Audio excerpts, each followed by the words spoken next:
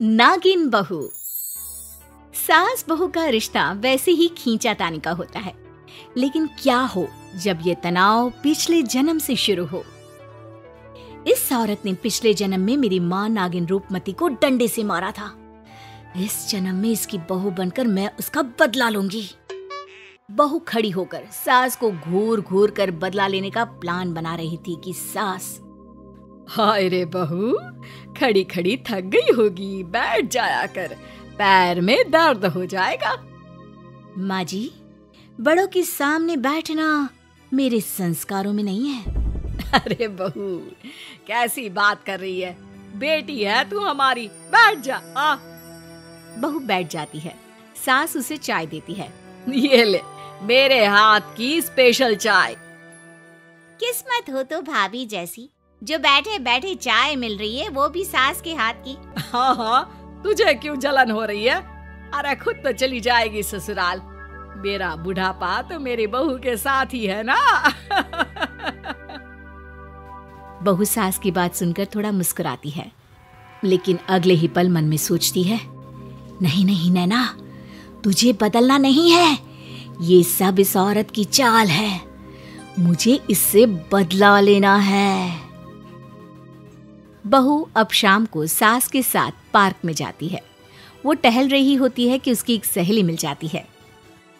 अरे वाह, क्या बात है, सास बहू घूम रही हैं। लेकिन जरा बचकर, वो क्या है ना, एक जानलेवा बीमारी फैली हुई है ना। हाँ हाँ, जानते हैं, तभी तो पूरी सतर्कता के साथ घूम रहे हैं। चलो घर भी जाना है, खाना बनाना है। अरे तो बहू को क्यों उठा कर ले आई? मैं तो कहती नहीं कभी के साथ चल, घर जाकर खाना भी तो बनाना होता है। अरे कैसी बात कर रही हो, मेरी बहू सारा दिन घर के अंदर रहती है, बेटा भी रात में आता है। ये तो घर में रह रहकर पागल हो जाएगी, और फिर मैं घूमूं और इसे घर में कैद करके रखूं। ये कहाँ का न्याय है। अच्छा, एक काम याद आ गया है, फिर मिलते हैं। वो वहाँ से बहाना बनाकर चली जाती है। बहू घर आती है और रात को जब सब सो जाते हैं तो वो एक नागिन का रूप धारण कर लेती है।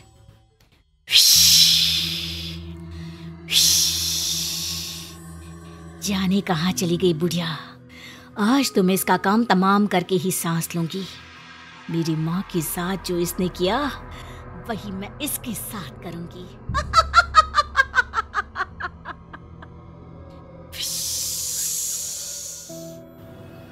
बहू सास को ढूंढ ही रही होती है कि पति की आवाज आती है। नैना, पानी लेने गई हो तो मेरे लिए आइसक्रीम ले आना फ्रीजर से, बहुत मन कर रहा है खाने का, और जरा जल्दी आना। नैना तुरंत बहू का रूप ले लेती है। अरे ये कैसे उठ गए, ये तो गहरी नींद में सो रहे थे, और इतनी रात में आइसक्रीम, मतलब अभी 1 घंटा और नहीं सोएंगे, तब तक तो मुझे ही नींद आ जाएगी। अरे कहाँ हो यार, अरे ये फिस फिस सी आवाज क्या आ रही है, देखो तो कोई चूहा है क्या? बहू खुद की तुलना चूहे से सुनकर गुस्सा हो जाती है। वो आइसक्रीम लेकर कमरे में आती है। क्या कहा? फुस फुस चूहा करता है, वो चीची चीची करता है, समझे?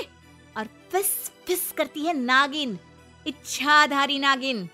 अरे यार क्यों डरा रही हो, आज के जमाने में इच्छाधारी नागिन वागिन कुछ नहीं होती, वो तो सिर्फ फिल्मों में होती है, श्रीदेवी वाली फिल्मों में।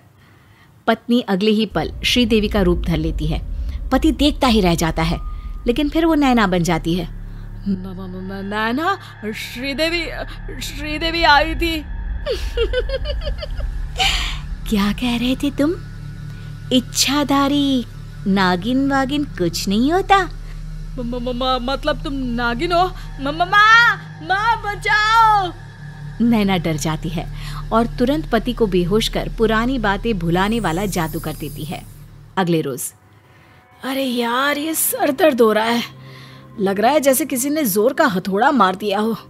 अच्छा तो बेटा थोड़ी देर और सो ले, रहने दे, आज दफ्तर मत जा, घर पर ही रुक जा। वैसे भी दोपहर में श्रीदेवी की नागिन फिल्म आने वाली है, सारा परिवार साथ बैठकर देखेंगे। पति को मानो कुछ याद आने लगता है। अब श्रीदेवी माँ, कल रात में घर में श्री अरे दिमाग पर इतना जोर मत डालो, वैसे भी कम है। सही कहा बहू। दोनों सास बहू हंसने लगती है। वाह जी वाह, माँ ये भी सही है, बहू आ गई तो बेटे की कोई कदर ही नहीं। ठीक है नैना, वैसे मैं तुम्हारे लिए ये हीरो का सेट लाया था, पर अब नहीं दूंगा। नैना सेट देखकर खुश हो जाती है। दे दो ना प्लीज, सॉरी बस। अरे चल दे दे मेरी बहू को सेट, वैसे भी ये मैंने बहू के लिए ही बनवाया था। सास बेटी से लेकर बहू को दे देती है। हैप्पी बर्थडे बहू। क्या आज नैना का बर्थडे है माँ? और क्या, तुझे तो कुछ भी याद नहीं रहता, बहू ने बताया तो था। नैना की आंख में आंसू आ जाते हैं कि माँ के मरने के बाद किसी ने उसका जन्मदिन मनाया नहीं था।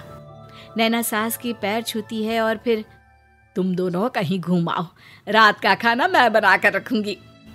पति और नैना घूमने चले जाते हैं। पता है, मैं अपना जन्मदिन तकरीबन 200 साल बाद मना रही हूँ, विश्वास ही नहीं हो रहा। तुम भी ना क्या हमेशा मजाक करती रहती हो। नहीं, मैं सच कह रही हूँ। खैर, बात आई गई हो जाती है। दोनों पार्क में घूम रहे होते हैं कि पति अचानक नैना को धक्का दे देता है और नैना गिर जाती है। क्या कर रहे हो? क्या हो गया तुमको, गिर जाती तो? पति अचानक नैना को गले लगा लेता है और फिर रोने लगता है। पति का ये बदला हुआ रूप देखकर नैना पूछती है, क्या हो गया है, बोलोगे कुछ? मैं ठीक हूँ, रो मत। पति की आंख लाल हो जाती है। वो नैना को दिखाता है कि उसके पैर के पास से होता हुआ एक सांप निकल जाता है। बाप रे, ये काट लेता तो मैं मर ही जाती। नहीं, मैं तुम्हें कुछ नहीं होने देता। मैंने अपने पिता को सांप के काटने से ही खोया है, माँ आज तक संभल नहीं पाई है। नैना हैरान हो जाती है। क्या हुआ था आपके पापा को? मेरे जन्म के सिर्फ 2 महीने बाद ही मम्मी के सामने एक सांप ने पापा को जकड़ लिया था। माँ ने उस सांप से कई निवेदन किए लेकिन वो नहीं मानी। शहर के सबसे बड़े सपेरे ने भी उस सांपिन से बात की लेकिन उसे जरा भी तरस नहीं आया। सिर्फ मजे लेने के लिए उसने मेरे पिता को मार डाला। ये बात नैना की माँ की हो रही थी। फिर तो तुम लोगों ने उस सांप को मार दिया होगा ना? नहीं, हमने नहीं, उस सपेरे ने। माँ ने तो बहुत मना किया कि जंतु है ना, उसमें भी जीव है, और वैसे भी हमारे संस्कार में सांप को मारना ठीक नहीं माना जाता। नैना को अपनी गलती का एहसास होता है। वो रोने लगती है। अरे क्या हो गया पगली, बचा लिया है मैंने तुम्हें, कुछ नहीं होने दूंगा। सही कहा, मुझे बचा लिया तुमने इतने अच्छे परिवार को खोने से।